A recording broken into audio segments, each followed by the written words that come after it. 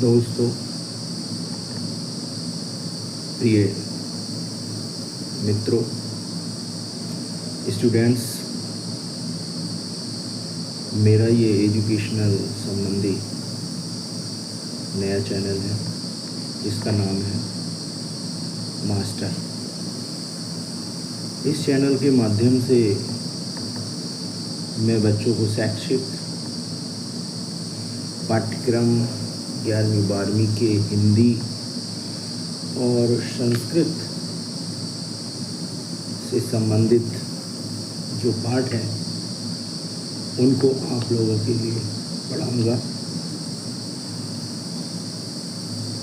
छोटा सा प्रयास, यदि आपको मेरा पढ़ाना पसंद है तो लाइक और सब्सक्राइब अवश्य करना।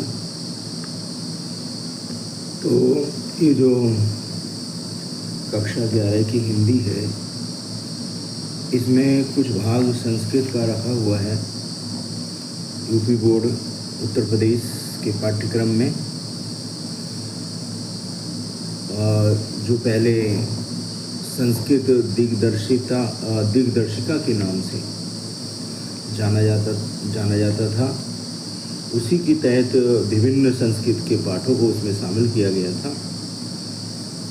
लेकिन चूँकि पाठ्यक्रम में परिवर्तन हुआ, जिसकी वजह से संस्कृत की जो अलग से किताब आती थी वो अब हिंदी की किताब में ही उसको ऐड कर दिया गया है।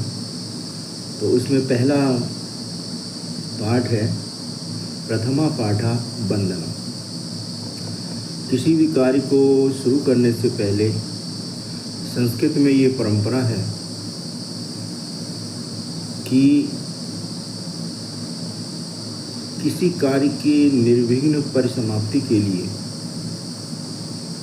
ईश वंदना परम आवश्यक है। ईश्वर की कृपा परम आवश्यक है, क्योंकि ईश्वर की कृपा होती है तो हर असंभव कार्य सरलता से संभव हो जाता है। इसी भाव को रखते हुए पाठ्यक्रम में सबसे पहले वंदना को स्थान दिया गया है। तो आइए चलो इसे अध्ययन करते हैं। विश्वानि देव सवितुर दुरितानि परासो यदि भद्रम तन्न आशो। हे विश्व के देवता, सूर्य देवता अर्थात सविता देवता, पराशो नाश कीजिए। क्या नाश कीजिए? जो पाप हैं, जो पाप कर्म हैं, उनका आप नाश कीजिए। हे सूर्य देवता, जो पाप कर्म हैं उनको नाश कीजिए, उन पापों से हमको दूर कीजिए। यदि भद्रम तन्नाशो, और जो कल्याणकारी है, तन्नाशो, उनको हमें प्रदान कीजिए। ये श्लोक नंबर 1 था। बहुत सरल भाषा में मैंने इसको समझाने की कोशिश की। हे विश्व के देवता, सविता देवता अर्थात सूर्य देवता, हमें पापों से दूर कीजिए और जो कल्याणकारी है वो हमें प्रदान कीजिए। श्लोक नंबर 2 अब हम पढ़ते हैं। प्रिय स्टूडेंट्स, ईशावास्यम इदम सर्वयुत कुंच जगत्याम जगत तेन त्यक्तेन भुंजीता माँ गृदाकशधनम। ईशावास्यम इदम सर्व यत कुंच जगत्याम जगत। इस संसार में जो कुछ दिखाई दे रहा है, जो कुछ प्रतिभाषित हो रहा है, वो ईश्वर द्वारा आच्छादित है। तेन त्यक्तेन भुंजीता माँ ग्रथा कशधम धनम। हम त्याग पूर्वक किसी वस्तु का उपभोग करें और किसी के धन का हम लालच ना करें। तो लालच सबसे बुरी वाला होती है, लालच से बचना चाहिए। इसका संकेत कवि ने हमें दिया है। श्लोक नंबर 3, सैनावतु शैनो भुनक्तु सैवीर्यम करवावहि तेजस्वी नावधीतमस्तु महाविद्वेषाय। सैनावतु, हम सब साथ साथ रहें, एक साथ उपभोग करें और वीरता के कार्यों को एक साथ करें। तेजस्वी नाम अवधीतम अस्तु, और हमारा अध्ययन और अध्यापन तेजस्वी हो, यानी कि जो हम पढ़ रहे हैं और जो हम पढ़ा रहे हैं वह तेजस्वी हो। माँ विद्वेषावहे, और किसी के साथ हम विद्वेष ना करें, किसी के प्रति विद्वेष के भाव को हम ना रखें अपने मन में, ऐसी कवि ने प्रार्थना की है। अगला मंत्र इन्होंने दिया हुआ है, उत्कृष्ट जागृत प्रापय वरानि बोधित। उठो जागो और जो श्रेष्ठ है उसको प्राप्त कीजिए। यतो यथा समीहसे ततो न अभयम कुरु, सन्न कुरु प्रजाभ्यो अभयम ना पशुभ्य। कवि इसमें प्रार्थना कर रहा है, यतो यथा, जहाँ जहाँ से, अर्थात जिससे जिससे, समीह से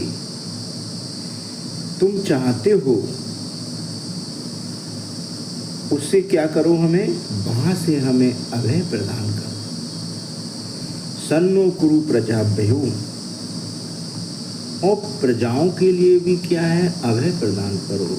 प्रजाएं भयभीत न हो, हे ईश्वर, हे परमात्मा, जहाँ जहाँ से संभव हो हमें वहाँ वहाँ से अभयता प्रदान करो, और प्रजाओं का जो भय है उसको दूर करो।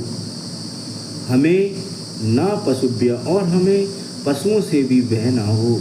इस तरीके का बल हमारे अंदर उत्पन्न करो, जिससे हमें जो जीवन है वो सही से हम अपना जीवन व्यतीत कर सकें। यतो यथा समीहसे ततो न अभयम कुरु, सन्न कुरु प्रजाभ्यो अभयम ना पशुभ्य।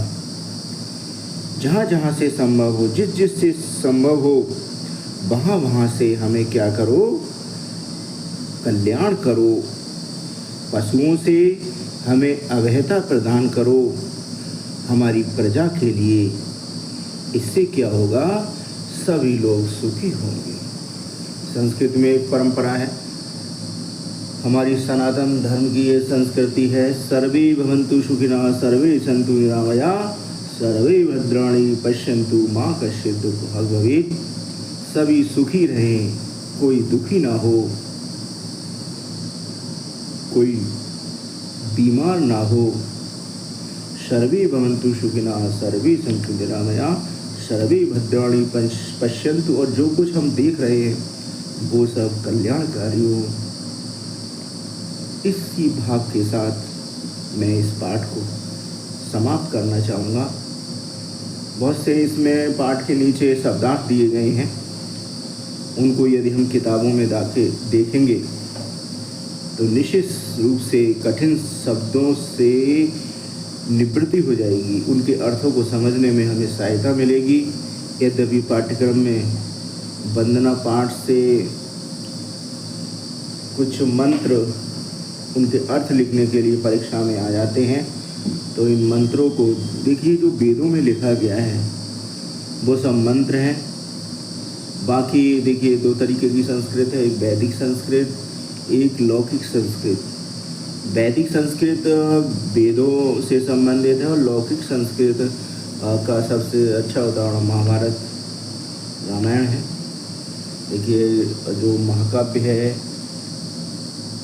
रामायण, जो संस्कृत भाषा में महर्षि वाल्मीकि ने लिखा, उसका पहला श्लोक, माँ निषाद प्रतिष्ठां त्वमागमा शाश्वती समा यत् क्रंच मित्रनाथ एकाम अवधि काम, पहला श्लोक है। तो ये लौकिक संस्कृत का पहला श्लोक माना जाता है। धन्यवाद। यदि आप लोगों के लाइक और सब्सक्राइब मुझे प्राप्त हुए तो कोशिश करूँगा कि और भी बेहतरीन कार्य कर सकूं, क्योंकि शिक्षा हमारे ज्ञान नेत्रों को खोलती है, हमें अंधकार से प्रकाश की ओर ले जाती है। इसीलिए सभी के लिए शिक्षा लेनी चाहिए।